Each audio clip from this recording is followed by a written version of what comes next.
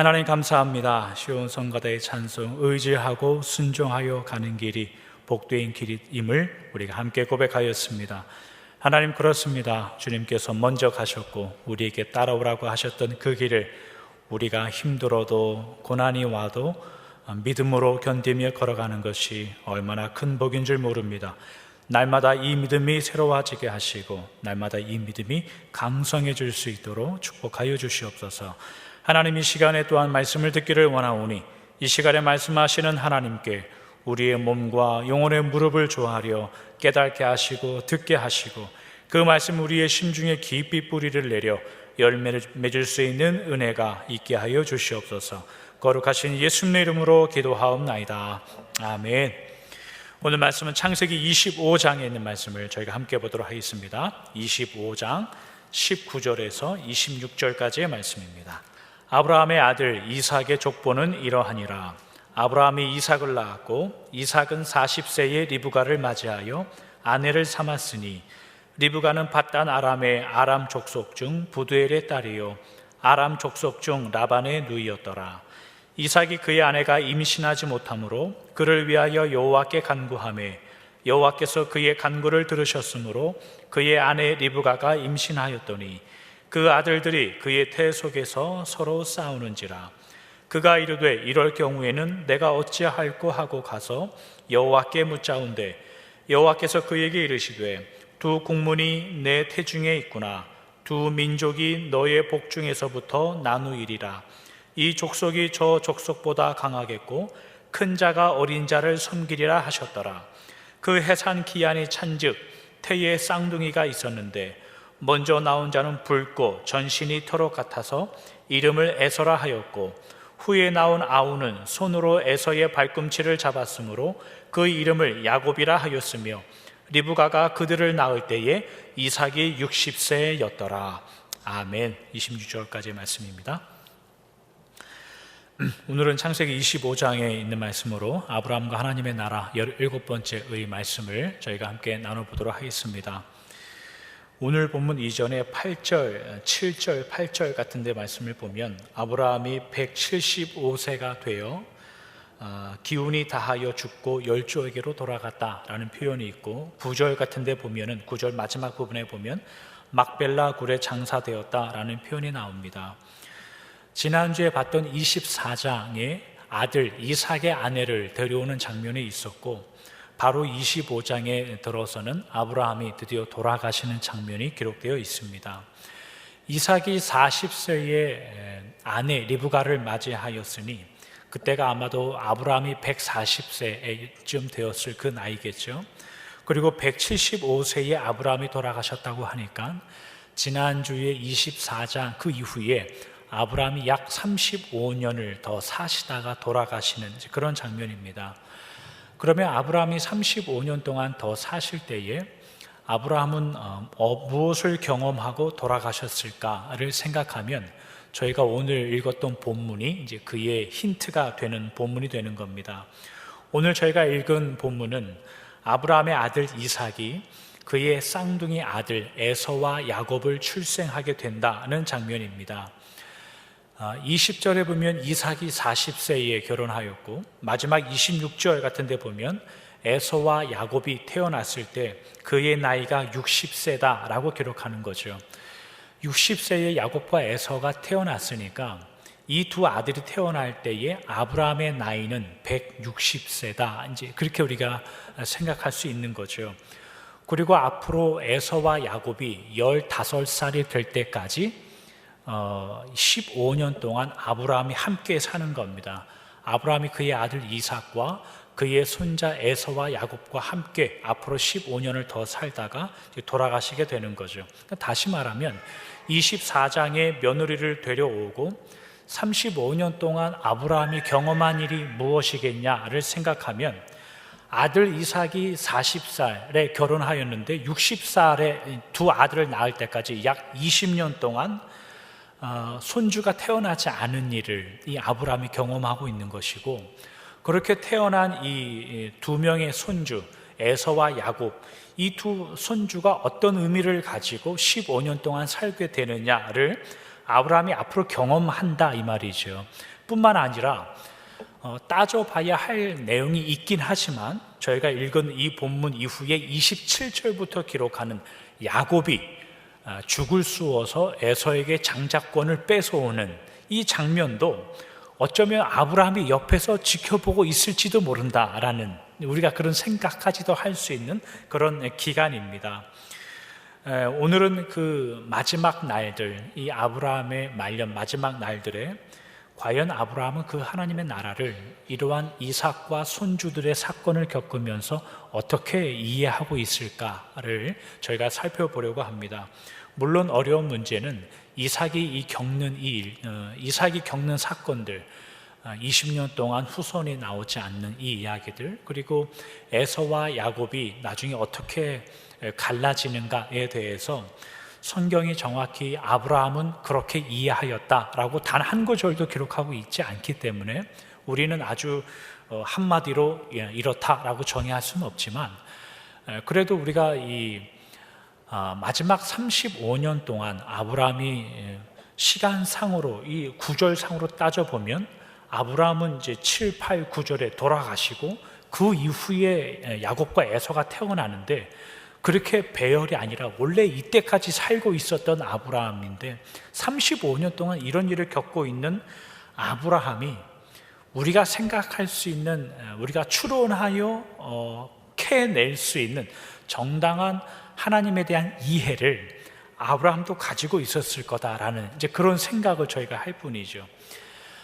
약 20년 전에 저희가 지난주에 살펴봤던 아브라함이 그의 집의 모든 소유를 맡은 늙은 종에게 지시하여서 하나님의 사자가 먼저 갈 터이니 우리는 우리가 가질 수 있는 최소한의 조건만을 가지고 그 일을 하자라고 하여서 고향으로 보냈죠. 그래서 아들 이삭의 아내 리브가를 데려왔습니다. 그러면 앞으로 이 아브라함은 그 리브가 며느리를 데려온 이후에 나름대로 기대하는 것이 있을 겁니다. 무엇을 기대하냐면 약속의 자녀 이삭, 약속의 후손, 하나님께서 나를 통하여 세우시려고 했던 그 나라의 약속의 후손과 이제는 그의 며느리가 들어왔다면 이제 그 나라가 어떻게 더 구체적으로 이루어 갈지에 대한 기대를 가지고 있을 겁니다.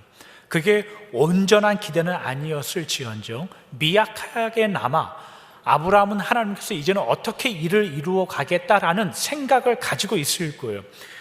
왜냐하면 다음에 두 구절을 한번 비교해서 보시길 바랍니다.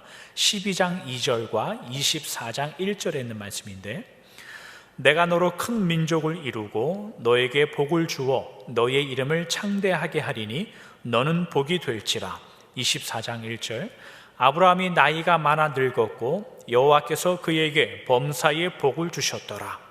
처음에 12장은 하나님께서 아브라함을 처음 부르실 때의 장면인데 주신 말씀이 뭐냐면 내가 너에게 복을 줄 것이다 라는 내용이었죠. 그리고 24장의 내용은 우리가 지난주에 살펴봤던 아들 이삭도 태어나고 이삭의 며느리를 데려올 때의 장면인데 뭐라고 기억하냐면 하나님께서 여호와께서 그에게 범사에 복을 주셨더라 이렇게 나와요. 그러니까 처음에는 앞으로 아브라함에게 복을 주실 것이다, 이제 앞으로 주겠다라고 나오는데 24장쯤 오니까 성경이 이제는 뭐라고 이렇게 바뀌었냐면 아브라함은 범사의 복을 열심히 받고 있다 이제 이렇게 표현하고 있는 거예요. 시제가 바뀌었어요. 그러니까 이 내용에 대해서 아브라함도 알고 있을 거란 말이죠. 하나님 나를 통하여 세우시는 그 복이라는 것이 이제는 하나씩 이루어져 가고 있다를 아브라함도 느꼈을 거예요. 그런데 뜻밖의 아브라함이 만나는 건 뭐냐면 아들도 있고 며느리도 있어요. 그런데 후손이 없다 이 말이죠. 후손이 얼마큼 동안 없었냐면 20년 동안 없는 거예요. 20년 동안 늙은 종을 불러다가 너 20년 전에 고향 가서 데려온 이 여인이 하나님이 주신 여인이 맞냐 이렇게 물어볼 법한 그런 세월이 계속 흘러가고 있단 말이죠. 또 하나 우리가 아브라함 편에서 생각해 볼 대목은 뭐냐면 그렇게 20년 만에 아들이 이제 태어나게 되는데 쌍둥이가 나왔단 말이죠. 에서와 야곱이 태어났는데 오늘 보면 23절에 기록한 바와 같이 하나님이 어떤 마음이 있냐면 그 뱃속에서부터 두 나라로 갈라지게 될 거고 큰 자가 어린 자를 섬길 것이다. 다시 말하면 큰 자를 통하여 형성되는 그 나라가 작은 자를 통하여 형성되는 이 나라를 섬기게 될 것이다 라고 하여서 지배를 당하고 섬기는 나라가 있고 피지배를 받는, 지배를 당하게 되는 나라가 생긴다라는 의미가 전달돼요. 에서와 야곱이 태어나는 이 의미에 대해서 아브라함은 굉장한 충격을 받았을 겁니다. 왜 충격을 받냐면 하나님께서 그를 통하여, 아브라함을 통하여 지금까지 약속하시고 이끄시고 한반도 그 뜻을 변경하여 그 마음을 변경시키지 않고 반드시 너를 통하여 내 나라를 세우겠다라고 하여서 그 나라를 세워오고 있단 말이죠. 그러면 그 약속의 후손의 후손들을 통해서도 하나님이 그 나라를 이끌어 가야 되는데 느닷없이 하나님이 세우지 않는 어떠한 다른 나라가 그 안에 끼어 있다는 뜻이에요. 그리고 다른 나라가 끼어 있을 뿐만이 아니라 그 다른 나라는 하나님이 세우실 그 나라를 섬기게 되는 나라, 이 두 나라가 내 약속의 자녀에서 생겨나게 된다는 이 컨셉을, 이 하나님의 나라의 의미를 아브라함은 지금까지 하나님께 한 번도 들은 적이 없어요. 지금까지 75세의 부르심을 받아서 이 근 175세가 되어가는 이 시간까지 하나님께 그런 나라가 생길 것이다, 너의 약속의 후손을 통하여 라고 들어본 적도 없고 가르침을 받아본 적도 없고 그런 뜻을 하나님께 받아본 적도 없어요. 굉장히 큰 충격이라 이 말이죠. 또 한 가지 아브라함 편에서 생각해 볼 것은 뭐냐면 약속의 나라, 죽음을 넘어 생명을 갖게 되는 이 약속의 나라가 첫째 아들, 장자라는 개념을 통해서, 장자권을 물려주는 개념을 통해서 그 나라가 이어지는 것이 아니라 하나님께서 선택하시고 하나님께서 이끄시고 인도하시는 누군가를 통해서 그 나라가 이루어 간다는 거예요. 아브라함은 지금까지 한 번도 이 이야기를 들어본 적이 없어요. 저희가 에서와 야곱의 이 선택과 비선택, 이 이야기를 들으면서 저희도 늘 궁금증을 가지지 않습니까? 왜 하필 야곱은 선택되고 에서는 선택되지 않았을까? 이제 그런 생각을 갖죠. 어쩌면 지금 아브라함도 똑같은 그런 마음을 가질 겁니다.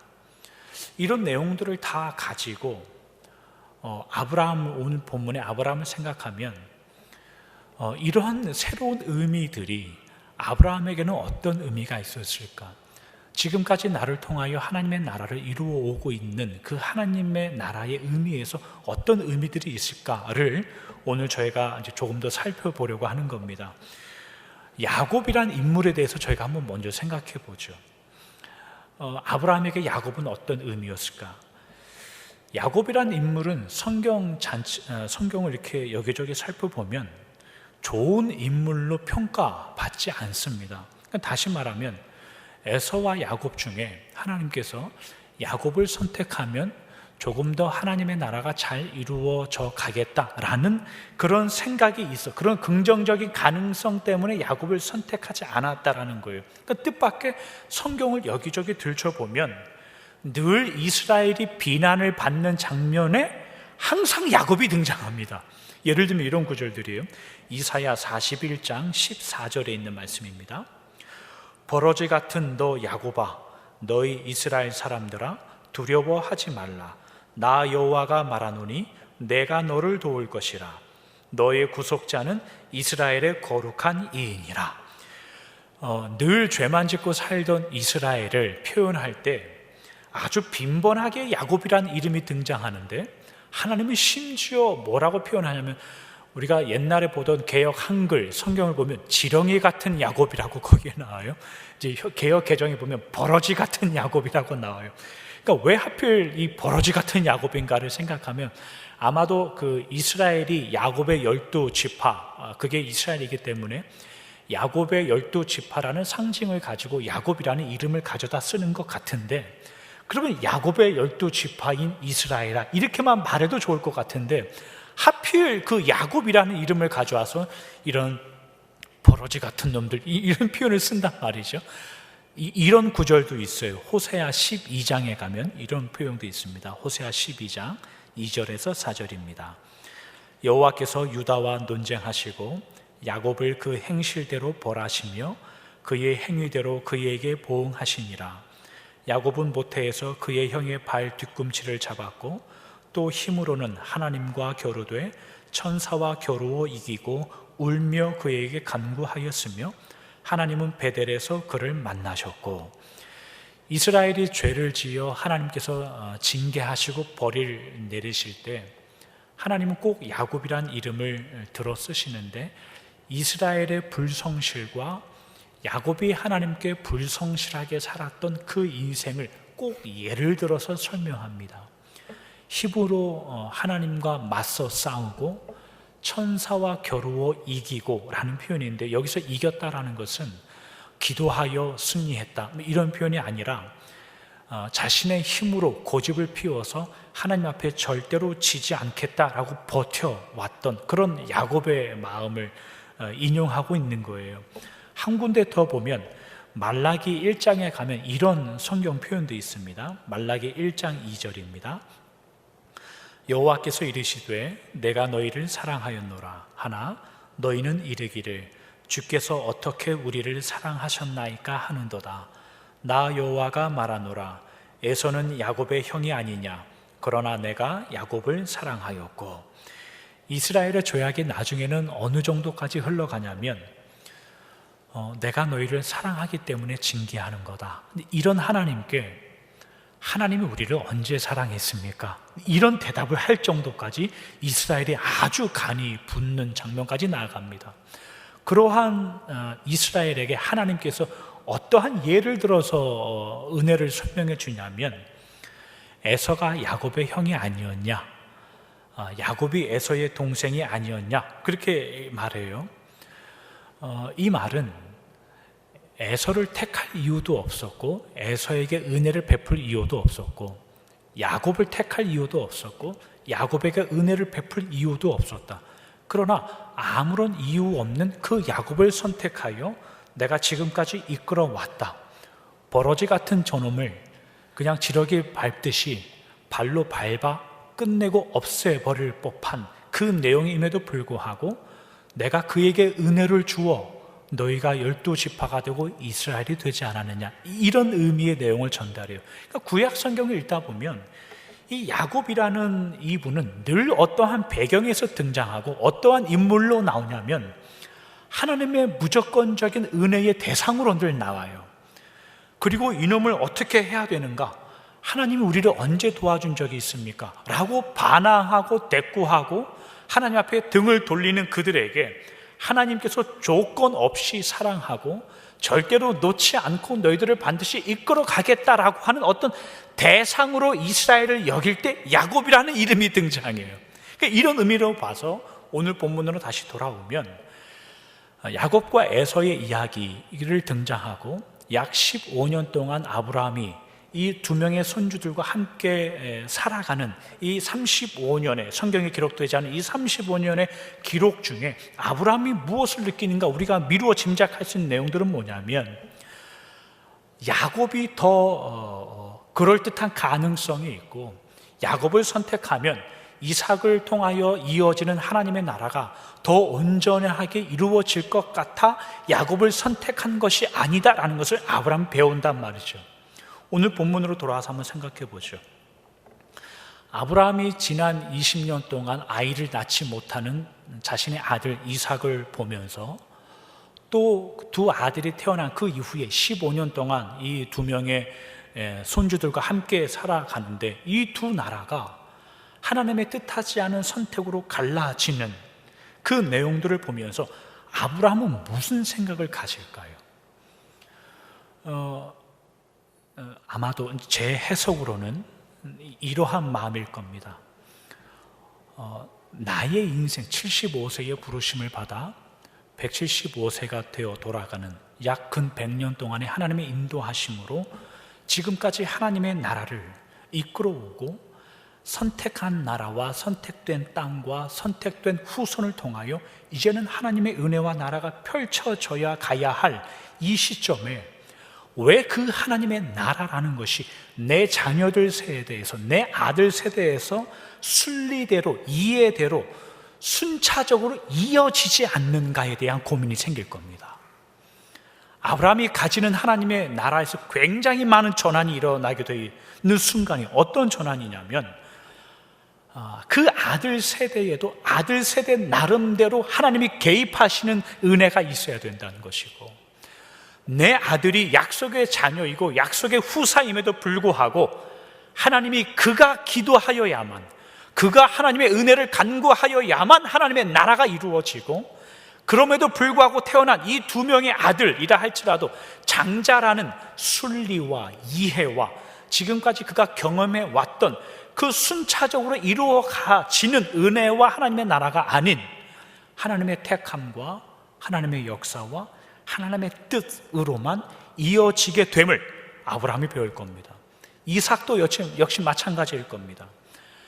그의 아버지 아브라함부터 시작한, 그리고 태어난 이후에 60년 동안 아버지와 함께 살아오면서 하나님께서 내 아버지에게 이루신, 그 세대에 이루신 그 하나님의 은혜, 구원, 하나님의 나라라는 것이 그저 소극적으로 나는 그 유익과 그 은혜를 받아 누리는 것이 내 소명이 아니다 라는 것과, 내가 하나님 앞에 기도하고 내가 하나님 앞에 매어 달리고 기도하여 내가 가진 소명의 길을 통하여 하나님의 나라가 이루어져 감을 이삭도 배운단 말입니다. 이것이 더 확장되어 가면 우리들에게는 어떤 의미가 있나 한번 생각해 보지요. 아브라함이 이룬 하나님의 나라, 초대교회가 이룬 하나님의 나라의 유익과 어떻게 표현할까요? 그런 배경과 그런 신앙 속에 우리는 그저 누리는 자로 오늘날을 살지 않습니다. 그러면 우리는 주님이 다시 오시는 그 재림하시는 그 시간까지 어떠한 하나님의 나라를 살아갈까요? 반드시 여러분들을 통하여, 여러분들의 일을 통하여, 여러분들이 기도하시는, 여러분들만을 통하여 이루실 하나님의 나라를 이루어 가시면서 여러분들도 사셔야 됩니다. 그게 하나님의 나라의 확장이라는 의미입니다. 그러니 이것은 단순히 어제까지 받은 하나님의 은혜, 아브라함, 이삭, 초대교회, 우리 믿음의 1세대 어르신들에서 멈춰지는 은혜와 하나님의 구원과 나라라는 의미가 아니라 여러분들이 해야 할 반드시 그 일이 있으면 아셔서 살아가셔야 됩니다. 여러분들의 소명을 확인하지 않으면 인생의 의미가 없다라고 이야기하는 건 과장된 표현일까요? 저는 그렇게 생각하지 않습니다. 하나님 앞에 살아가는 여러분들의 소명을 발견하기 전까진 인생의 의미는 없는 겁니다. 디모데라는, 이 신약 성경의 디모데라는 이분을, 성경을 이렇게 읽다 보면 이분의 인생이 굉장히 큰 은혜가 거기 보이는 게 있어요. 몇 구절을 저희가 한번 살펴보죠. 디모데 후서 1장 5절과 3장 15절입니다. 이는 내 속에 거짓이 없는 믿음이 있음을 생각함이라.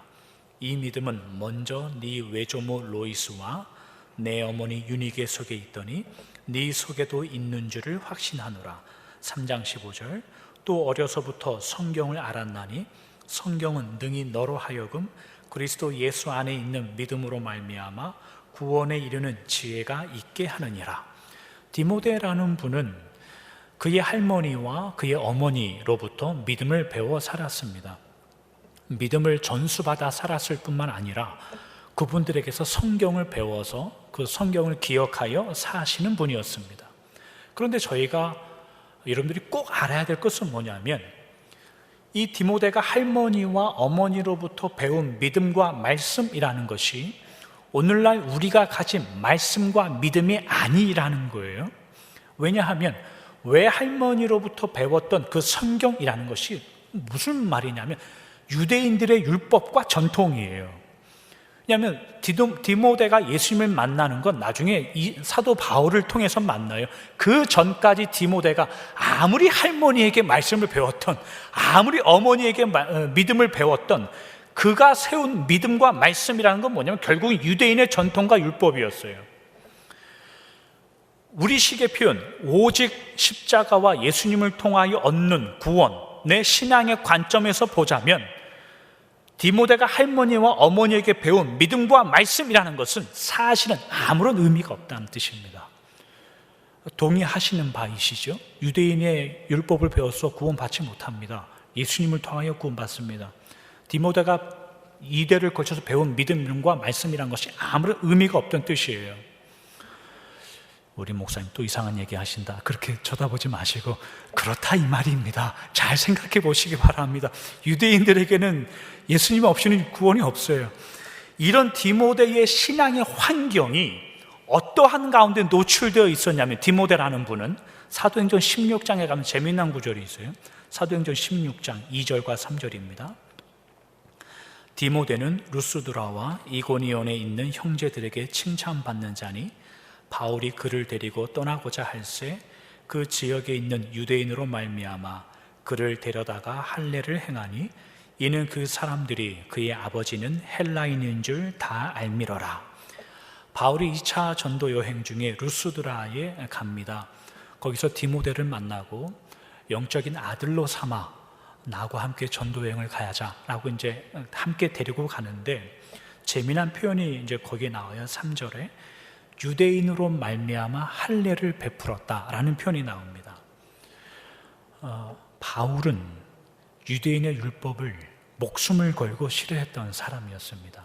어디를 가든지 율법을 받고 할례를 통하여 구원받는다라고 교회에서 그런 소문이 나면은 반드시 서신을 보내, 갈라디아서라든지 사도행전 15장에 나오는 예루살렘 회의라든지 반드시 교회 안에서 율법으로 할례로 구원받음을 잘라내려고 목숨을 걸고 지켜냈던 게 사도 바울이에요. 그런데 사도 바울이 디모데를 데리고 가는데 뭘 주냐면 할례를 주고 데려간단 말이에요. 우리가 생각할 때는 세례를 주고 데려가야죠. 아버지와 아들과 성령의 이름으로 세례를 주고 데려가는 게 맞잖아요. 근데 할례를 주고 데려간단 말이에요. 왜 그랬을까를 생각하면 힌트가 디모데의 아버지 때문에 그래요.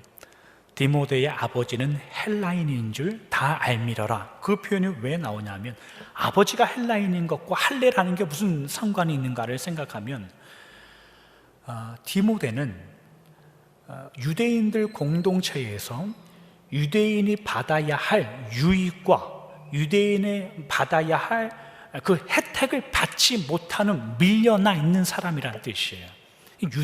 이 디모데는 성경에 어떤 인물로 기록되냐면 3대에 걸쳐서 할머니로부터 어머니로부터 유대인의 성경을 배우고 전통을 배우고 율법을 배워 그것이 믿음인 줄 알고 살았던 사람이에요. 그러나 그와 동시에 아버지가 이방인이었어요.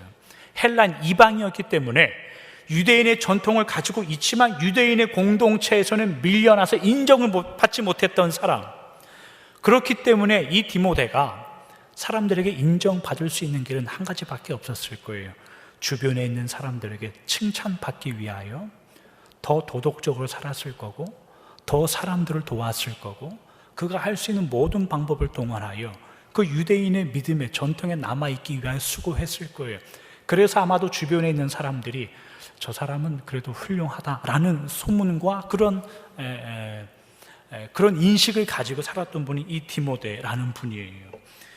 이런 디모데조차도 사도 바울이 그를 만나 데리고 왜 할례를 줬는가는 좀 긴 이야기인데 그거 다루지 않고, 드디어 사도 바울을 만나고 하나님의 말씀과 믿음을 전하는 자가 되었을 때 그의 인생의 의미를 찾게 됩니다. 아브라함과 디모데와 그들의 인물의 인생의 발전과 하나님의 나라가 어떤 관계가 있는가, 이것만 하고 말씀을 마치도록 하겠습니다. 디모데를 생각해 보면 어머니와 할머니에게 말씀과 믿음의 유산을 받은 그 디모데라고 할지라도 그는 유대인이라는 한계와 아버지가 이방인이라는 그 한계 속에 살아갈 뿐입니다. 그리고 이 일은 바울을 만나기 전까지는, 십자가의 은혜를 만나기 전까지는 아무런 의미를 갖지 못해요. 비로소 바울을 만난 그 이후에 그것이 의미가 됩니다. 이 디모데에게 있었던, 그 전에 있었던 모든 것들이 쓸모없이 끝나버리는 게 아니라 이것이 새로운 의미가 돼요. 이 디모데를 세워나가는 근거가 돼요. 왜 이 이야기를 아브라함 이야기하면서 이 디모데의 사건을 끌어왔냐면, 아브라함도 마찬가지예요.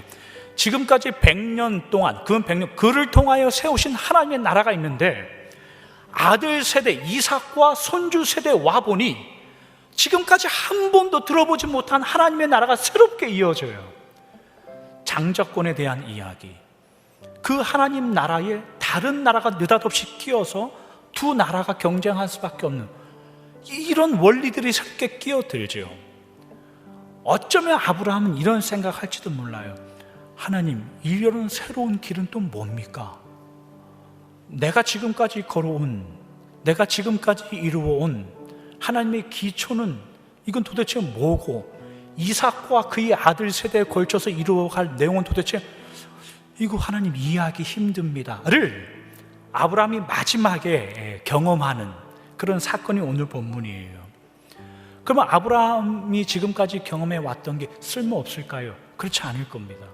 그거는 기초가 되고, 이삭과 야곱과 그의 후손들이 세울 하나님의 나라는 또 기초가 되고, 많은 신앙의 선조들, 신약에 있는 또 선조들, 오늘날 근대에 있는 우리의 신앙의 선조들이 기초와 기초를 다루어서 오늘날 우리까지 오고 여러분들에게까지 오죠.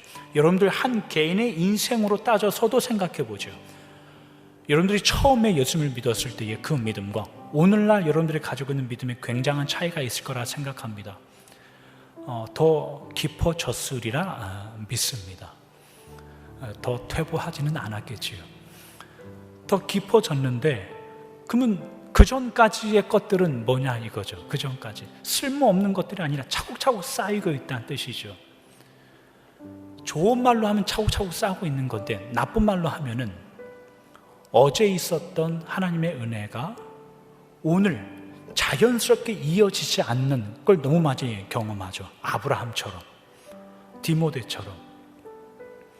지난주에 받았던 은혜, 쉽게 얘기하면 오늘 여러분들이 하나님 앞에 예배 드리면서 하나님 다시 한번 살아보겠습니다 하는 그 마음, 그런 것들이 한 주간 동안, 아마도 내일 일어나면 또 잊어먹지 않습니까? 그러니까 하나님의 은혜라는 것이 이어지지 않는, 연속되어지지 않는 모순 속에 우리가 살아갔단 말이죠. 그러나 그것이 쓸데없지 않고 어떠한 일을 해간다. 그것이 아브라함의 말년의 인생에 있었던 이야기입니다. 어제 책을 읽었는데 제목이 하나님이 내시는 길이라는 책 제목이에요. 한국의 이제 굉장히 대형 교회 목사님이 쓰신 책인데, 기도에 관한 책인데 내용은 그거더라고요. 기도하지 않으면 길이 보이지 않고, 기도하면 길이 보인다. 그러니 기도하고 살아야 된다. 저는 그런 책을 읽으면 굉장히 낙심합니다. 왜냐하면 저는 기도해도 길이 잘 보이지 않습니다. 여러분들은 기도하면 길이 잘 보입니까? 거짓말하지 마십시오. 제가 만난 하나님과 제가 받은 믿음과 기도라는 정의는 기도하면 길이 보인다가 아니라 기도해도 보이지 않는 길을 살아가는 게 믿음이라는 것을 저는 그런 하나님을 만난 겁니다. 여러분들은 어쩔지 모르겠습니다. 기도해야 길이 보인다고 제가 그분을 뭐라 하는 건 아닙니다. 오해하지 마시고요. 맞는 말입니다. 기도해야죠. 기도해야 되는 결론은 맞는 말인데, 우리는 늘 어떤 길을 살아오냐면, 기도해도 그 길이 잘 보이지 않는, 어제 은혜를 받아도 그 어제 받은 은혜가 오늘의 새로운 길을 지시해 주지 않는 믿음을 살아간다고요. 그 인생을 살아간다고요. 그러나 성경이 말하는 건 그때도 하나님의 방법과 역사하심이 있으니 그때도 기도해라. 그때도 하나님을 의지해라. 그때의 방법이 있으니, 그런 거죠. 아브라함이 오늘 그것을 경험합니다. 하나님의 인도하심의 의미를 순간순간마다, 매일매일마다, 매주마다 새롭게 역사하시는 하나님의 은혜를 알지 못하면 순리대로 산다는 의미는 맞지 않는 말입니다. 순리대로 잘 산다라는 표현, 우리는 어제의 평안함이 오늘도 이어지기를 원하는, 하나님 앞에 그런 기도를 하면서 살아가는데 절대로 어제의 평안함이 오늘 이어지지 않습니다. 순리대로 살고 평안함의 연속이라는 것은 매일마다 하나님을 의지할 때 일어나는 일이고 매일마다 하나님을 바라볼 때 일어나는 일입니다. 그러니 인생의 높고 낮은 파도가 밀려오더라도 그 파도 사이에 성실하게 역사하시는 하나님, 새롭게 역사하실 하나님, 어제 받은 은혜보다 더 큰 곤란함을 만날 때 더 큰 은혜로 역사하실 그 하나님을 돌아오는 한 주도 바라보고 의지하여 살아가시는 여러분들 되시길 주님의 이름으로 축원합니다. 기도하겠습니다. 하나님 감사합니다. 아브라함이 하나님께 부르심을 받은 이후에 근 100년 동안 하나님께서 세우시는 그 나라의 의미를 깊이 깨달았습니다. 그러나 그의 아들 이삭의 세대에서, 또한 그의 손주 야곱과 에서의 시대에서 아브라함이 지금까지 한 번도 만나보지 못한, 들어보지 않은 새로운 개념의 하나님의 나라를 전해 듣습니다. 그것이 잘못되고 이상한 것이 아니라 하나님께서 날마다 이루시는, 날마다 새롭게 하시는 하나님의 인도하심과 역사와 능력이 있음을 다만 배울 뿐입니다. 하나님, 우리도 이와 같습니다. 어제 받은 은혜, 지난날에 받은 은혜보다 오늘 당하는 곤란함과 어려움이 더 큰 것을 우리가 늘 압니다. 그래서 주님 앞에 기도할 수밖에 없고, 그래서 주님을 의지할 수밖에 없습니다. 어제 얻은 자유와 평안함이 오늘 누릴 그 평안함을 보장하지 않는다는 것을 우리가 배웁니다. 그래서 오늘도 하나님을 의지하고 내일도 하나님을 의지할 것입니다. 매일매일 주님을 더 의지할 것입니다. 그것이 우리의 믿음이 되게 하시고 우리의 능력이 되게 하여 주시옵소서. 거룩하신 예수님의 이름으로 기도하옵나이다. 아멘.